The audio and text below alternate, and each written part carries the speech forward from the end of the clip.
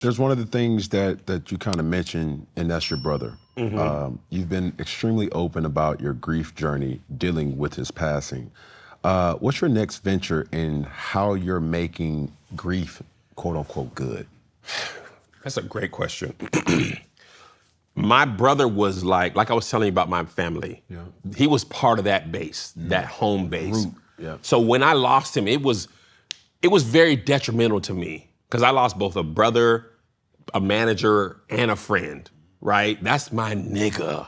That's who I talk to about sports. My wife is great, but she's not my person I talk to about sports. The Seahawks, done converted to, 3-4. Like, she's slapping your hand just because she loves you and she don't know what's going on. She don't know who Nick is in safety. He don't know. She's not watching the Jackson draft. Smith and Jigba. She don't know none of that. She don't know Sam Darnold from that was my nigga. We watched him from when Hasselbeck was with the Seahawks to when they lost to the Steelers.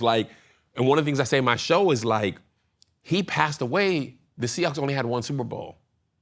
They just won, and he don't have that experience. So this is like that love has nowhere to go. So this show that I've done, Grief Sucks, it's an hour 15, one-man show about my grief journey and about grief as a journey for a lot of people. It's proven to be really relatable to people. People laugh, they cry. It's my way of using humor to heal both myself and everybody else. And there's been people who've come up to me after and been like, I actually haven't lost anybody significant in my life yet. And some people 20, 30, even 40.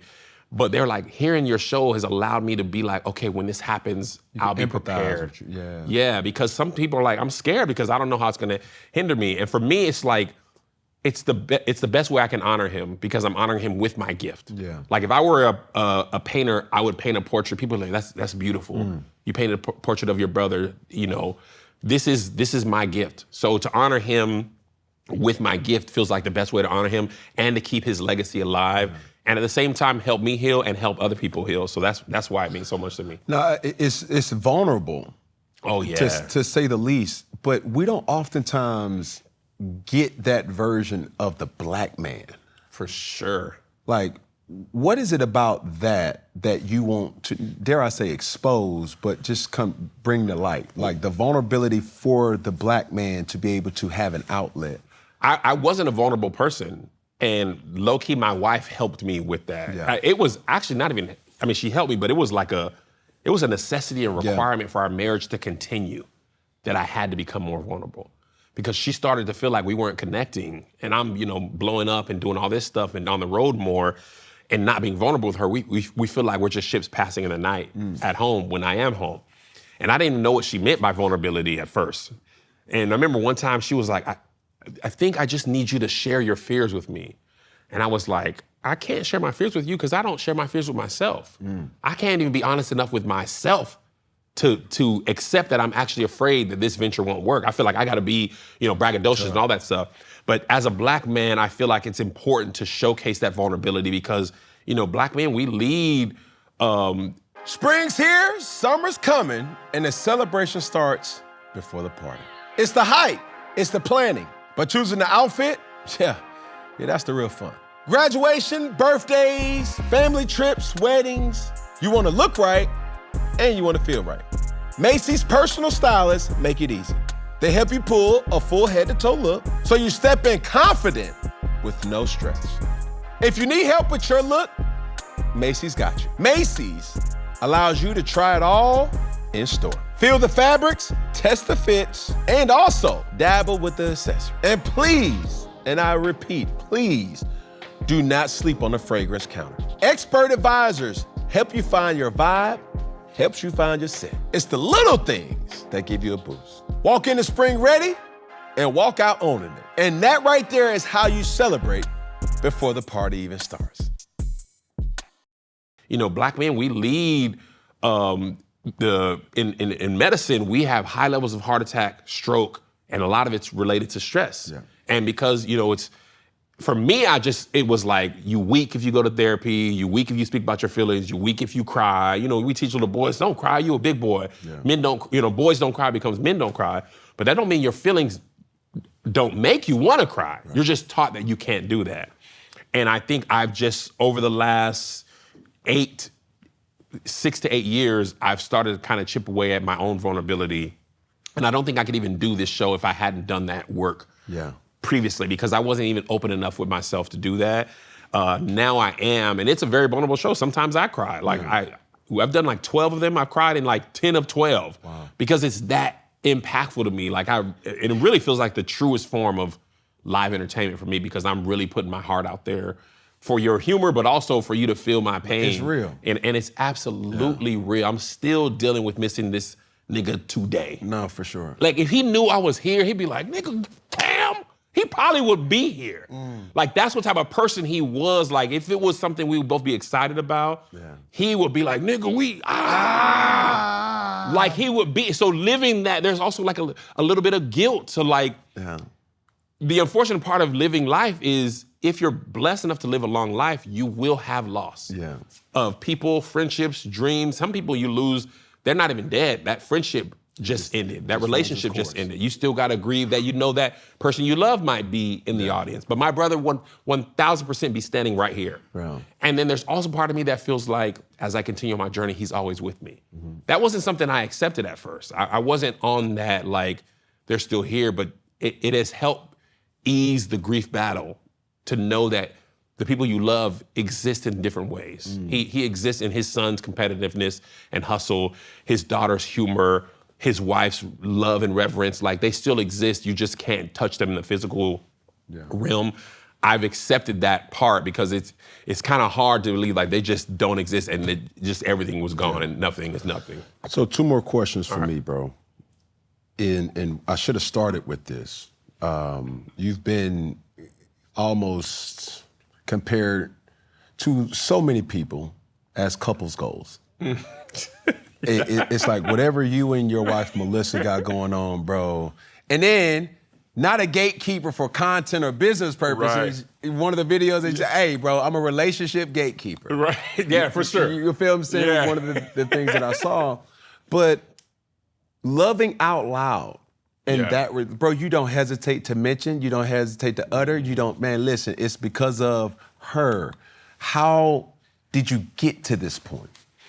I mean, part of it is just like, it is absolutely true.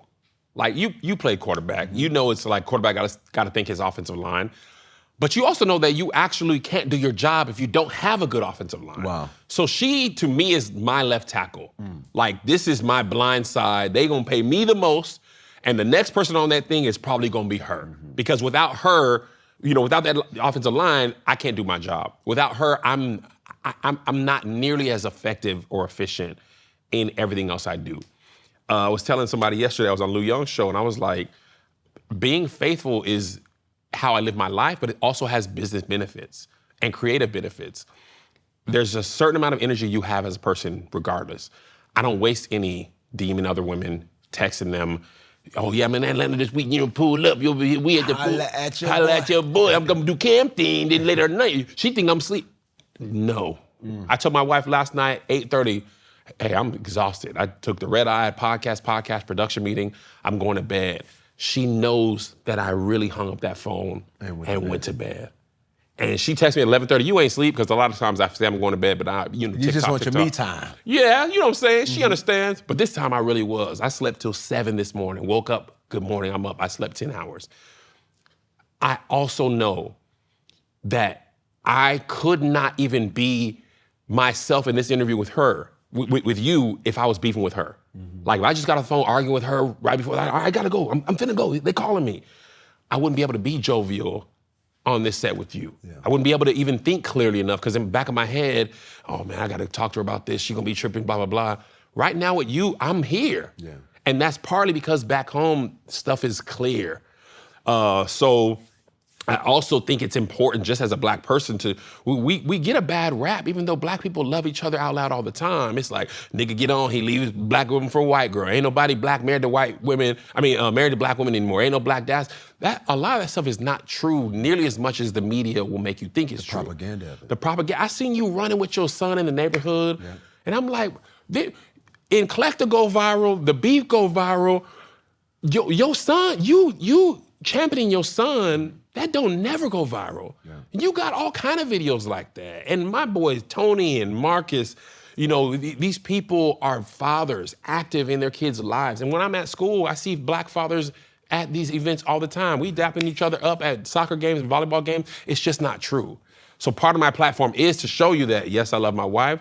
She's black, she's brown skinned. She just happens to be, but she's brown skinned. These are my children who live in my home. I love them. They can stay here forever.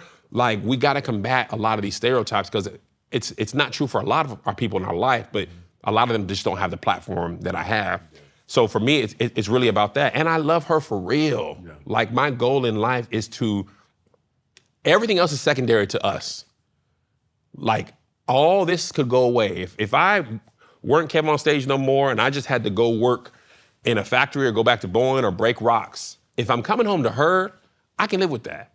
I wouldn't want to be KevOnStage, breaks the industry, $100 million deal with Netflix, and come home to an empty house. Even if that house was 30,000 square feet, I would feel empty at home. So I'd rather have the house I have now with her than all the career goals without her. What does rest look like for you, bro? Believe it or not, I rest really well. Like, people think I go crazy. It's not really true. Like, I go to bed at 9:30 pretty much every night. I get up at 5 or 6, go work out. I just am really efficient with my time. I'm never really off because I'm finally doing what I love. I spent many years doing jobs that I hated and I only had 5 minutes to make my video, or my 30-minute lunch break to make my video. Now I have all day to make my videos and I don't want to lose it. So I definitely rest, I definitely take vacations, but like, for me, people are like, how do you make videos all the time? It's like asking a fish, how does it swim? I'm a fish. I'm a shark. Creativity flows through me and I just express it at all times.